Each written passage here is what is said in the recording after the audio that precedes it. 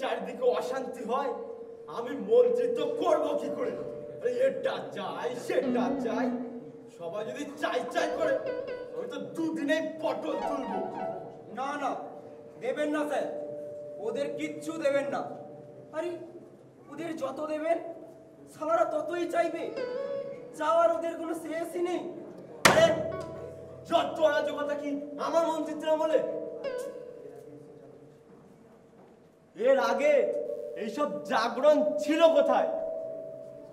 আগের মন্ত্রীকে সরিয়ে কত কষ্ট করি না গদিটা পেলাম। জনগণের কি একটুও বিবেচনা আছে? নিষ্ঠুর জনগণ। আমি শিল্পপতি, ওদের ওদের আন্দোলনে আমার কারখানা বন্ধ হয়ে গেছে। আপনি আপনি দয়া করে কিছুটা করুন স্যার। আরে দূর মশাই, আমি সালাম হচ্ছি আমার জেলায়, উনি আবার তারপর ফ্যাচ ফ্যাচ করে যাচ্ছে। এখন রাগ করলে চলবে কেন স্যার? আপনাকে এই গদিতে বসানোর জন্য আমি কত কাঁড়ি কাঁড়ি টাকা ঢেলেছি। হ্যাঁ হ্যাঁ হ্যাঁ, তার জন্য তো আমার 14 পুরুষ আপনার কাছে কৃতজ্ঞ। শুধু কৃতজ্ঞতা প্রকাশ করলে চলবে স্যার? কি চান স্পষ্ট করে বলুন তো। যদি লেবারদেরকে পেটাতেই চান বলুন, আমি পুলিশ পাঠাচ্ছি। না না না, এখন আর পুলিশ পাঠিয়ে লাভ হবে না। এখন পুলিশগুলো উল্টে ঠ্যাঙানি খাচ্ছে। ওরে বাবারে, হে রাম, পুলিশেরই যদি এই অবস্থা, আমার জীবনের আর কি নিরাপত্তা আছে? খবর বলো স্যার, আপনাকে প্রিজন ভ্যানে ঢুকিয়ে আপনার লাইফ সেভ করব। তা ওই চোর চোর আর গুন্ডাগুলোকে কোথায় রাখবেন? সবগুলোকে ছেড়ে দেবো, ওরা চুরি চুরি করে জনসাধারণকে ব্যতিব্যস্ত রাখবে, আর ওদের ঠেলা সামলাতেই নীতিদের সব দাবি দাবি ভুলেই যাবে। বাহ, আসামিগুলোকে ছেড়ে দিয়ে আপনি মন্ত্রীকে কয়েদ গাড়িতে ঢোকাবেন? হায় হায় হায়, এ তো অত্যন্ত নিন্দাজনক। আপনার জীবনের মূল্য চোরের থেকে 1 ডিগ্রি বেশি। আপনার নিরাপত্তার জন্যই বলছি স্যার। তা তো ঠিক আছে, কিন্তু আমার অফিসিয়াল কাজগুলোই বা হবে কেমন করে? আমার সেক্রেটারি, কেরানি, বেয়ারা, এরাই বা সব থাকবে কোথায়?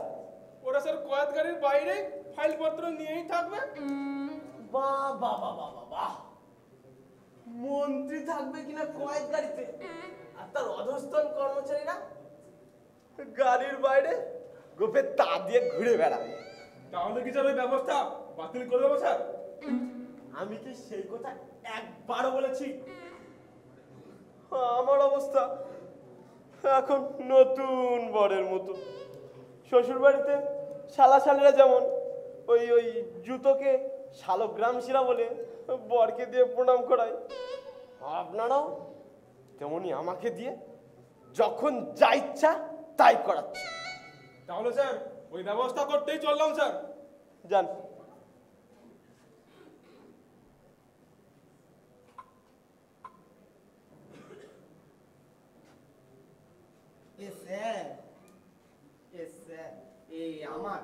আমার একটা ছোট্ট অনুরোধ রাখবেন স্যার। আর তো বিনয় করে বলতে হবে না, বলে ফেলুন। সবাই তো আমারই উদ্ধার করতে হবে। সব কয়েদ গাড়িতে যাওয়ার আগে না হয় আপনাদের একটু উপকার করেই গেলাম। স্যার আমায় কারখানা করার জন্য আর একটা জমি দিন স্যার। আর একটা জমি? তাতে কি সুবিধা হবে? সুবিধা আছে স্যার।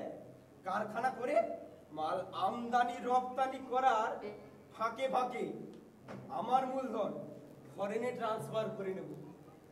তারপর সময় বুঝে একটা প্লেনের টিকিট কেটে সোজা ফরেনে চলে যাব। আপনি আমায় ছেড়ে ফরেনে গিয়ে থাকবেন? আমি তাহলে আমি তাহলে কাদের নিয়ে থাকবো? আপনি দুঃখ পাবেন না স্যার, দেখুন আপনার জনসাধারণ রয়েছে, আপনি তাদের নিয়ে থাকুন, বুঝলেন? আরে জনসাধারণ, ওরা আমার পিটিয়ে হালুয়া তৈরি করবে, আমার চামড়া চামড়া দিয়ে অমলেট বানিয়ে খাবে।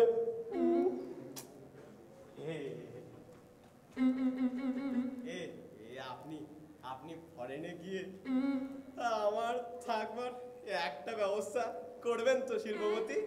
না না স্যার, ওখানে অ্যাকোমোডেশনের বড়ই অভাব, তাই তো এদেশের ক্যাপিটালিস্টরা ওখানে গিয়ে আস্তারা বেঁধেছে। আরে মশাই, আপনার সার্ভেন্টস কোয়ার্টারে একটা খাটিয়া পেতে দিতে পারবেন না আমার জন্য? আরে আপনি মন্ত্রী হয়ে সার্ভেন্টস কোয়ার্টারে থাকবেন? বোঝো ঠেলা। আরে এখানেই বা আমি কি বাবু হয়ে আছি? আপনাদের আপনাদের যখন যা ইচ্ছা তাই ফরমাস করছেন, আর আমি আমি একটা চাকরের মতো মুখ বন্ধ করে সে আদেশ পালন করে যাচ্ছি শুধু। বেশ বেশ বেশ, তাই হবে স্যার। আপনি দয়া করে আজকেই আমার জমির অর্ডারটা করে দিন স্যার। বাবা রে বাবা, এ দয়া কেন? এটা তো আমার ডিউটি। আজ আমি আসি স্যার। আসুন আসুন আসুন আসুন।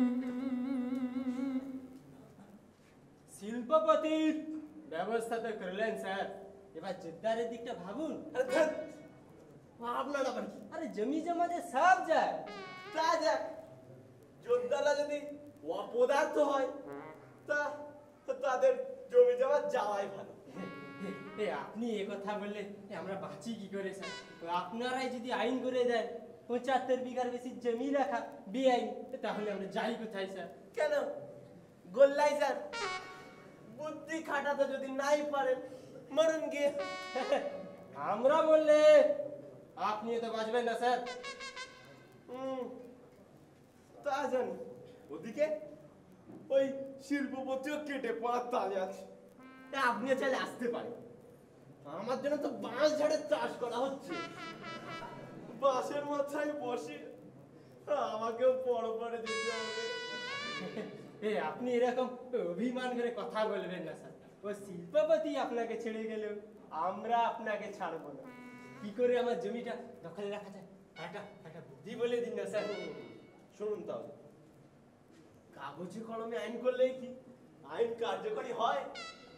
এই জনসাধারণকে প্রগতিশীল সরকার বোঝানোর জন্য আমরা এমনটা মাঝে মাঝে করে থাকি।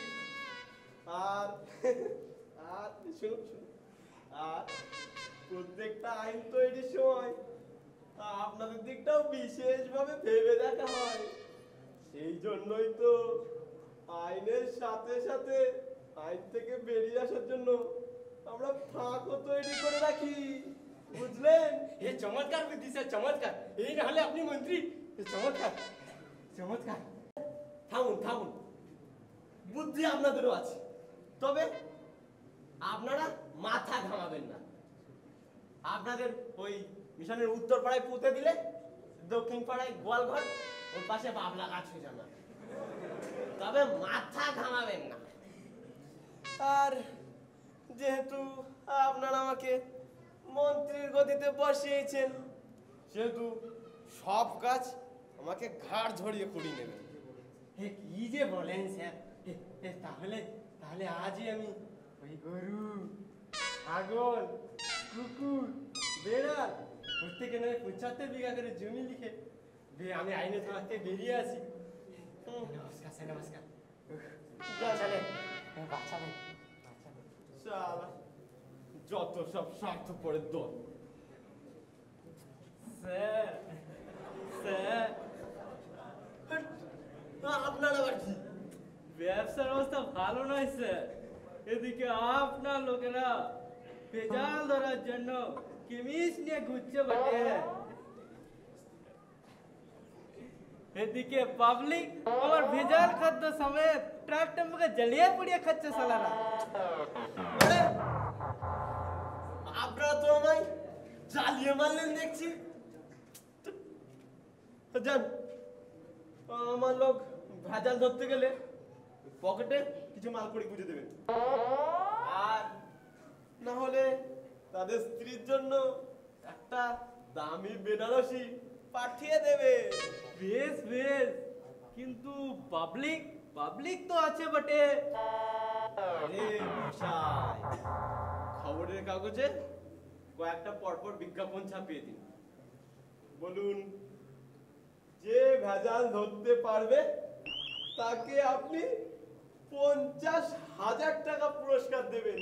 ব্যাস।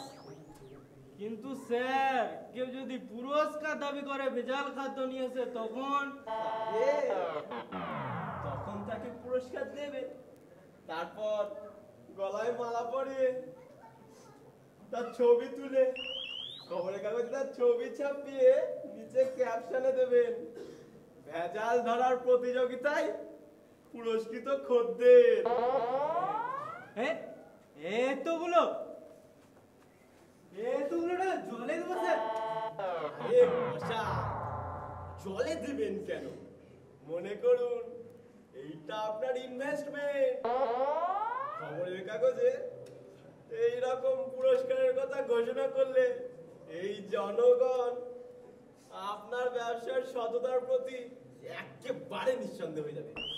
ওরে বাবারে, তারপর ও যত ইচ্ছা তত ভেজাল মেশা, এরা কেউ ফিরেও তাকাবে না।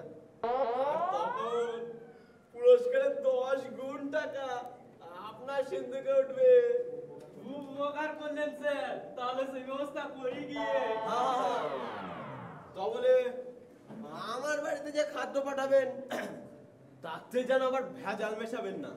না না স্যার, এতটা নিচু মনে হবেন না। থামুন তো, আপনারা সব পারেন, আপনাদের বিশ্বাস নেই। কি বলেন স্যার? যান যান, লজ্জা দেবেন আরে না। যান তো।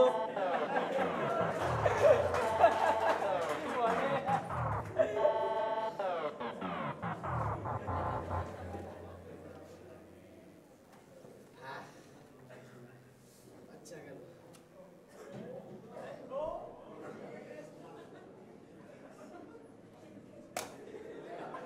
আপনি আমার ভেটকি মাছের মতো তাকিয়ে রয়েছেন কেন? বলে ফেলুন। লোকেরা আর দেবদেবীর মূর্তিতে বিশ্বাস করছে না, ধর্ম ভুলে যাচ্ছে। আরে তা বলবে না, পূজারি যদি গোবদারি কামিয়ে সিনেমার নায়কের মতো চুলের ছাড় দেয়, তার লোকে ধর্মে বিশ্বাস রাখবে কি করে?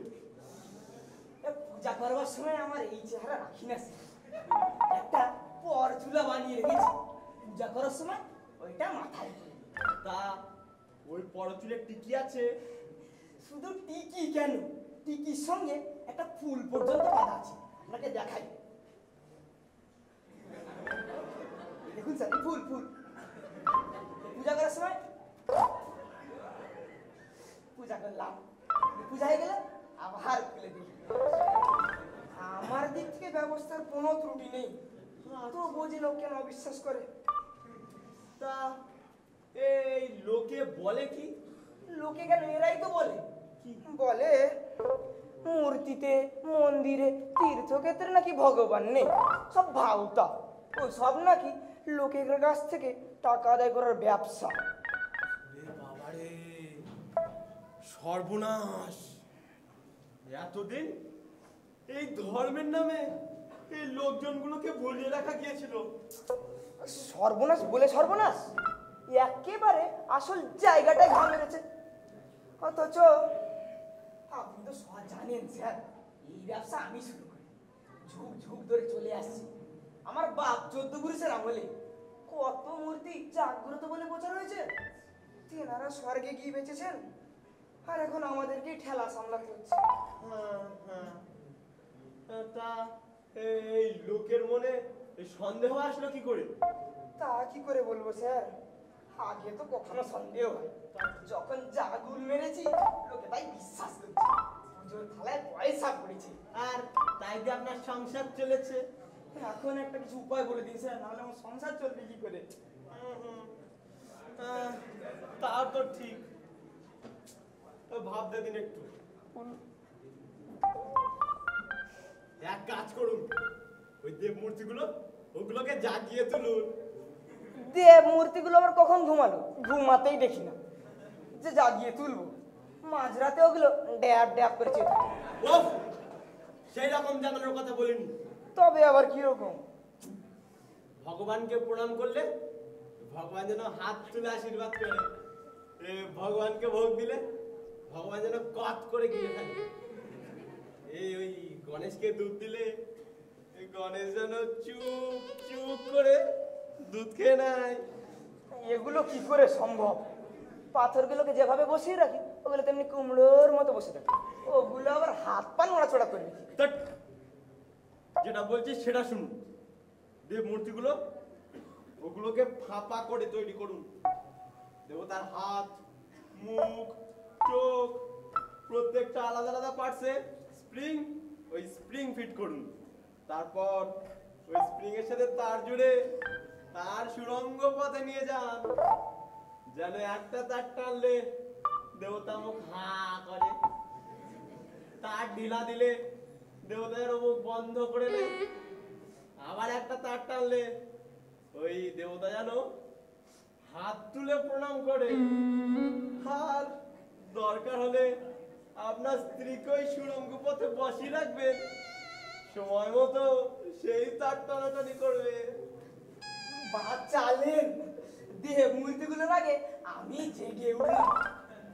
আপনাকে একটা প্রণাম করেছি স্যার। ওই, আপনি ব্রাহ্মণ পুরোহিত হয়ে, হ্যাঁ, আমাকে প্রণাম করবে? আপনি পুরোহিতের বাপ স্যার। এ থাক থাক, এই কি করছিস?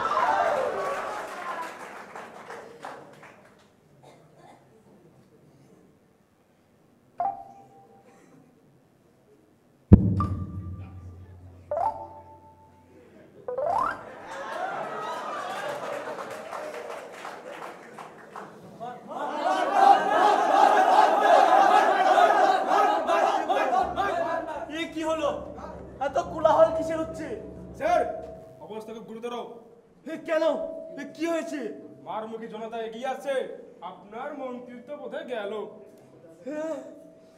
এ কি বলছেন?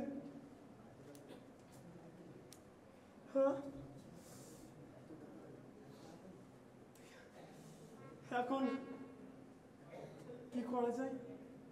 কিন্তু ওরা এত তাড়াতাড়ি আসছে কেন? আমি তো ভেবেছিলাম আর আর কিছুদিন অন্তত আমার গদিতে বসতে পারবো। এখন এখন উপায়? চলুন স্যার, আপনাকে ব্যাকডোর দিয়ে পাস করে দিচ্ছি। পালান স্যার সেখান থেকে স্যার। পালাবো কেন? আপনি গুলি করুন, জনগণকে শুইয়ে ফেলুন। অত গুলি আমাদের নেই স্যার। আর দেরি করবেন না স্যার, চলে আসুন স্যার। ওরে, এদেরকে পুলিশকে পালাবো, গুলি নেই।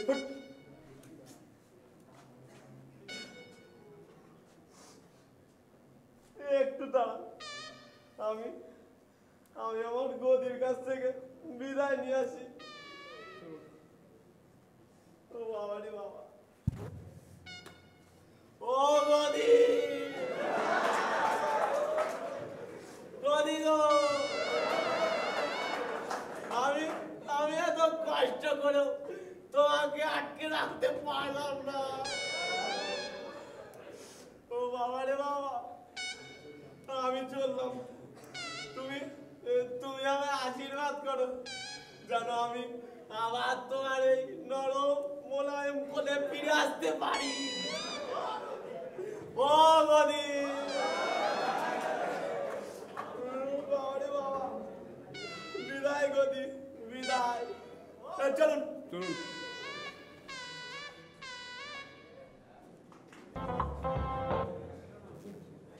কোথায় গেল?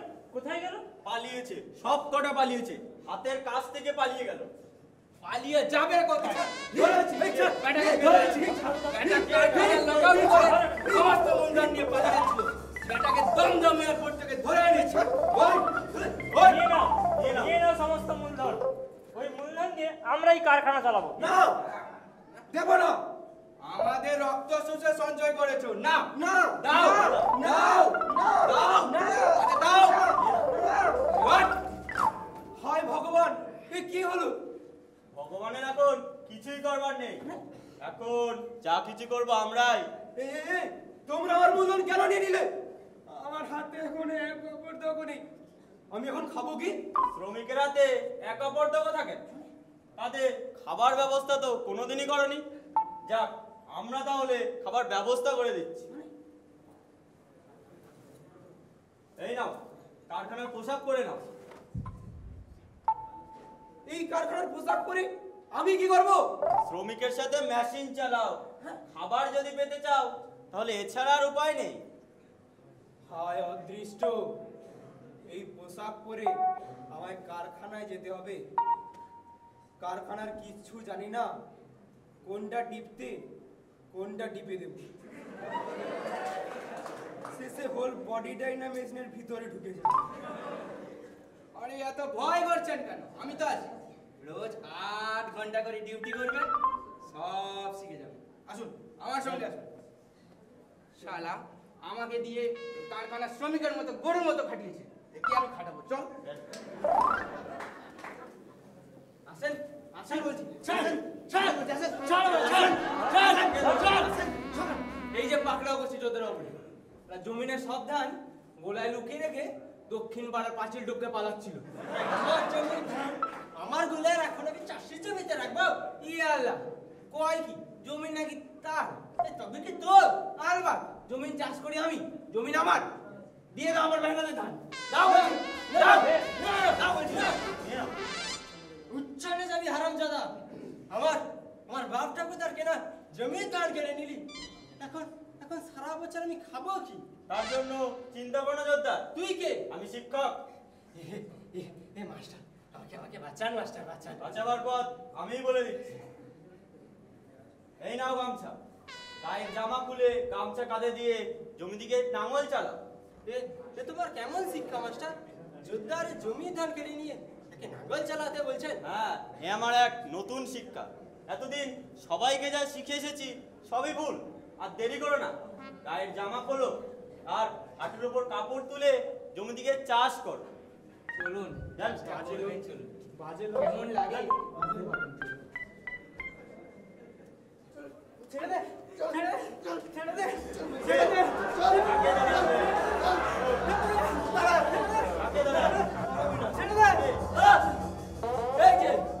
এই যে মাস্টার মশাই, একটা ব্যবসায়ীকে ধরে এনেছি।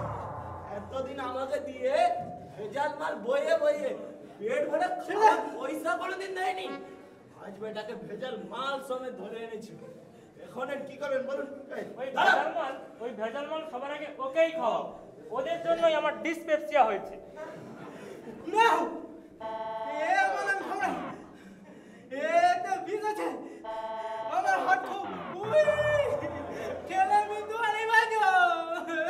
ব্যবসায়ী, মিছে কথা বলো না। তোমার ভেজাল খাদ্যকে সঙ্গে সঙ্গে কেউ মরে না। তাহলে আমি অনেক আগেই এই পৃথিবী থেকে অদৃশ্য হতাম। তুমিও তো বোকা নও যে তোমার ভেজাল খাদ্যকে তুমি তোমার সমস্ত খদ্দেরকে সঙ্গে সঙ্গে হাতছাড়া করবে। এখন তোমার ভেজাল খাদ্য খেয়ে দেখো কেমন সুস্বাদু। এই বছর ওকে ধর তো, ধর।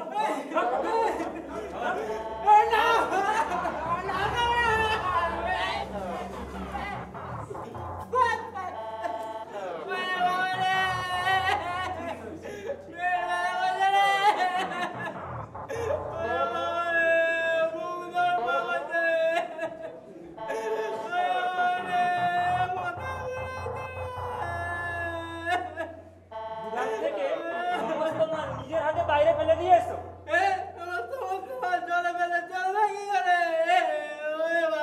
লাভের আশা ত্যাগ করে খাঁটি মাল তৈরি করে সেগুলো গিয়ে বাজারে বিক্রি করো, তাতেই তোমার চলে যাবে।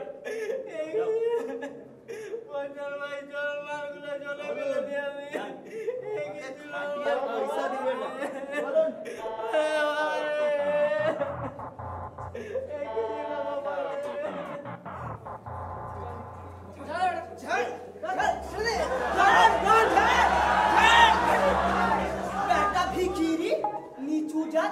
আমাকে স্পর্শ করে কেন আমার জান নষ্ট করলি? আবার জাতের বড়াই বজ্জাত ভণ্ডামি করবার জায়গা পাওনি। আমি ভণ্ড?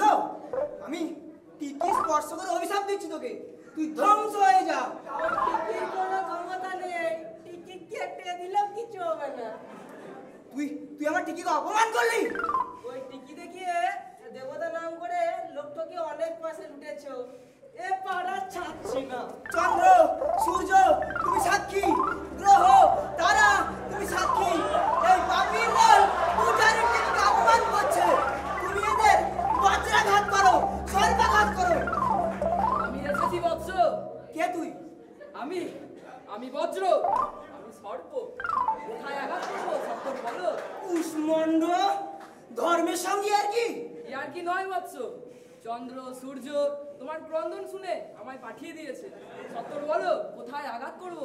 বুঝেছি, সব বিধর্মীদের ষড়যন্ত্র। ছাড়, ছেড়ে দাও আমাকে, ছেড়ে দাও।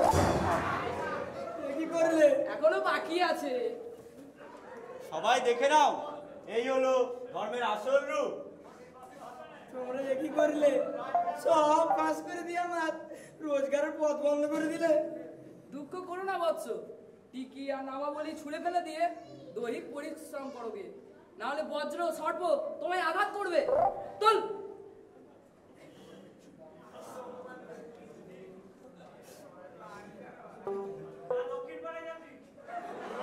শালা পালানো, পালিয়ে যাবি কথা না? আমাকে আমার চোখে ফাঁকি দিয়ে পালানো। এ কাকে ধরে আনলে সুমিমল? মনে হচ্ছে এ ও এক কালপ্রিট। বোরখা বোরখা খুললেই বোঝা যাবে। मैं जनाना हूँ, मेरी बोरखा मत खुलिए, मेरी इज्जत चली जाएगी। আরে এ তো মহিলা কণ্ঠস্থ। কি করব, খুলবো?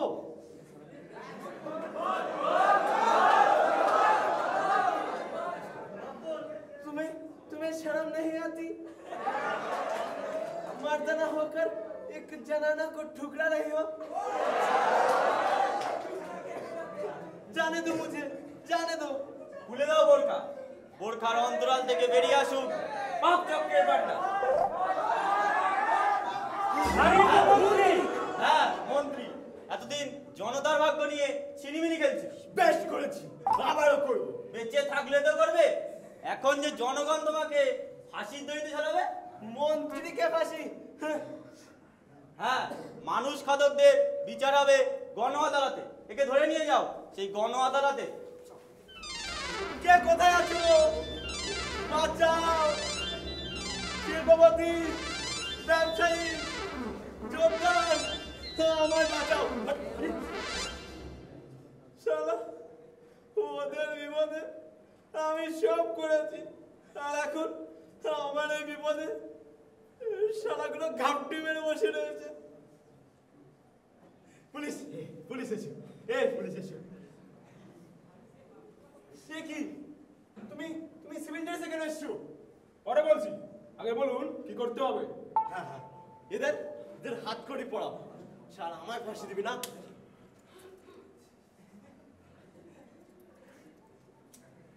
কি করছো?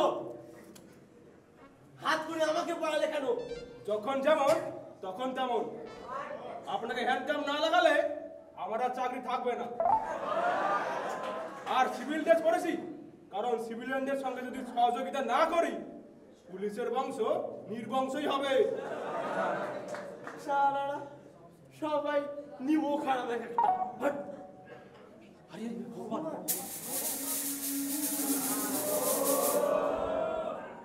এবার আমি আমার আসল পরিচয় প্রকাশ করব। আসল পরিচয়?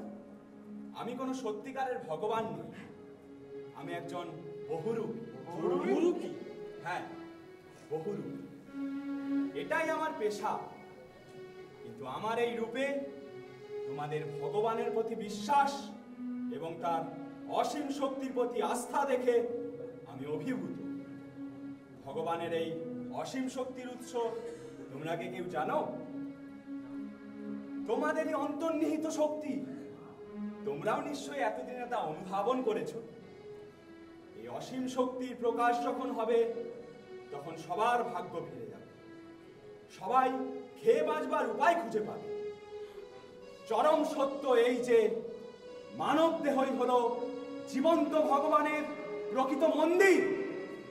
শুধু চাই এই অন্তর্নিহিত শক্তির জাগরণ, জাগরণ, জাগরণ।